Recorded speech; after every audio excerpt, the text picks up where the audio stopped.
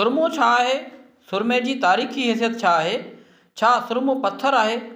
सुरमो किथां मिले थो ऐं अखियुनि में विझण खां अलावा सुरमो छा में इस्तेमालु थींदो आहे? असां वटि हिकिड़ो ख़्यालु आहे त जॾहिं हज़रत मूसा अलैहिस्सलाम अलाह ताला सां कलाम करण जे लाइ तूर सीना जबल ते वियो ऐं अलाह साईं हज़रत मूसा अलैहिस्सलाम खे पंहिंजो दीदार करायो त हिकिड़ो अहिड़ो नूर निकितो, अहिड़ी तजली थी जो तूर सीना जबल सड़ी वियो ऐं उहो ई सुरमो बणिजी वियो ऐं उतां सुरमो अचे थो। छा इहा हक़ीक़त आहे? दोस्तो, सुरमो हिकु कारे रंग जे पाउडर जहिड़ी शइ आहे जेका सदियुनि खां अखियुनि में लॻाइण लाइ इस्तेमालु थींदी रही आहे। उनखे आम तौर ते कजल या काजल बि चवंदा आहिनि। सुरमे जो इस्तेमालु क़दीम मिस्र, यूनान, रूम ऐं अरब मुल्कनि में हज़ारे साल अॻु खां थींदो रहियो आहे। मिस्र जे फ़िरौननि ऐं औरतुनि अखियुनि में हिफ़ाज़त ऐं सींगार लाइ सुरमो लॻायो। मम्मीअ मां बि सुरमो लॻल लाश मिलिया आहिनि। इस्लामी रिवायतुनि में पिणु सुरमे जो ज़िक्र आहे, ख़ासि तौर ते असमद सुरमो जेको आहे क़िस्म जे सुरमे खे नबी करीम सल्लल्लाहु अलैहि वसल्लम जन पसंदि फ़रमायो। तारीख़ी तौर सुरमो न सिर्फ़ु सींगार पर अखियुनि जे बीमारियुनि खां बचाव लाइ पिणु इस्तेमालु थींदो रहियो आहे।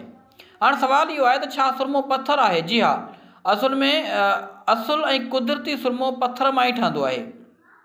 सभ खां मशहूरु पत्थर असमद आहे। उन खां सवाइ कॾहिं कॾहिं लोही या ॿिया मैदनी पत्थर पिणु पीसण सां सुरमो ठाहियो वेंदो आहे। हाणे सुवालु आहे त सुरमो किथां मिले थो? सुरमो जा पत्थर ख़ासि तौर ते अरब मुल्कनि, ईरान, अफ़गानिस्तान, सिंध ऐं बलोचिस्तान जे जबलनि मां मिलनि था। उन्हनि पत्थरनि खे भिॼाए, सड़े या साफ़ करे पोइ पीसण सां नफ़ीस पाउडर ठाहियो वेंदो आहे जेको सुरमे तौरु इस्तेमालु थिए थो।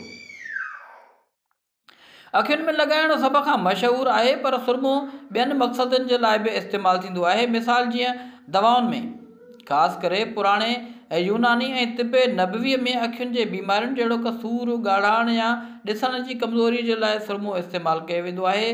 औरतुनि ऐं मर्द ॿिन्ही लाइ अखियुनि खे नुमाया करण ऐं सींगार करण, ख़ूबसूरत करण या ख़ूबसूरती वधाइण लाइ इस्तेमालु कयो वेंदो आहे। मज़हबी सक़ाफ़ती रिवायतूं ॿारनि जे अखियुनि में लॻाइण, बदनज़र खां बचाइण जे लाइ बि सुरमो इस्तेमालु कयो वेंदो आहे ऐं जिल्दी ज़ख़म ऐं कुझु बीमारियुनि में, कुझु रिवायती दवाउनि में सुरमो खे इस्तेमालु कयो वेंदो आहे, ख़ासि करे असमद वारे सुरमे खे।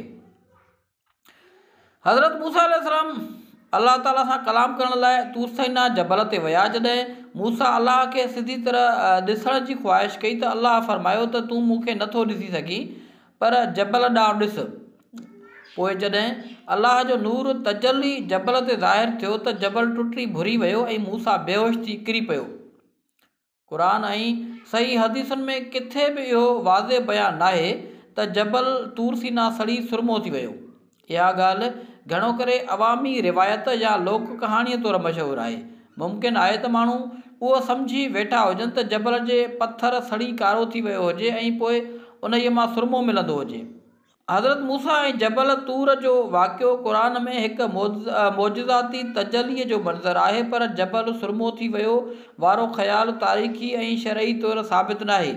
इहा ॻाल्हि मुमकिन आहे त सूफ़ियाना या अवामी रिवायतुनि मां अची वई हुजे, जीअं केतिरियूं ॻाल्हियूं माण्हुनि ज़बानी रिवायतुनि ज़रिए वधायूं आहिनि। दोस्तो, इन तरह जूं मालूमात ते मुश्तमिल वधीक वीडियोज़ जे लाइ असांजे पेज खे लाइक कयो, यूट्यूब चैनल खे सब्सक्राइब कयो ऐं तव्हांखे असांजा वीडियोज़ कीअं था लॻनि पंहिंजी क़ीमती राय खां ज़रूरु आगाह कंदा ऐं वीडियो खे शेयर कंदा।